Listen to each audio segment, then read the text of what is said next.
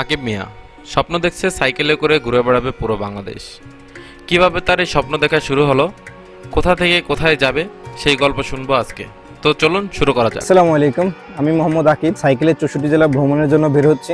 আমার অনেক দিনের স্বপ্ন, আমি সাইকেলে বাংলাদেশটা ঘুরে দেখব। পাশাপাশি সাইকেল হচ্ছে আপনার একটা পরিবেশ বান্ধব বাহন। স্বপ্ন ছিল যে আমি সাইকেলে 64 জেলা ভ্রমণ করব। সেই স্বপ্নকে বাস্তবে রূপান্তরিত করার জন্যই বাংলাদেশে 64 জেলা সাইকেলে ভ্রমণের উদ্দেশ্যে বেরোচ্ছি আমি। আমার মেন উদ্দেশ্য হচ্ছে বাংলাদেশের সকল মানুষের কাছে একটা মেসেজ পৌঁছে দেওয়া, সেটা হচ্ছে ভ্রমণে আসক্ত হও, মাদকে নয়। এছাড়াও আমি দেশের সৌন্দর্য তুলে ধরার চেষ্টা করব ভিডিও ধারণের মাধ্যমে। আমার একটা ইউটিউব চ্যানেল এবং ফেসবুক পেজ আছে, ট্রাভেল উইথ আকিব। সেখানে এই ভিডিওগুলো দেখতে পাবেন এবং যারা দেখবেন অবশ্যই লাইক, কমেন্ট, শেয়ার করে দিবেন। 4500 কিলোমিটারের উপরে হয়তো আমার ট্রাভেল করতে হবে। কতদিন সময় লাগতে পারে? ওইভাবে তো সময় নির্ধারিত নাই, চেষ্টা করব 40-45 দিনের মধ্যে ঘোরার জন্য।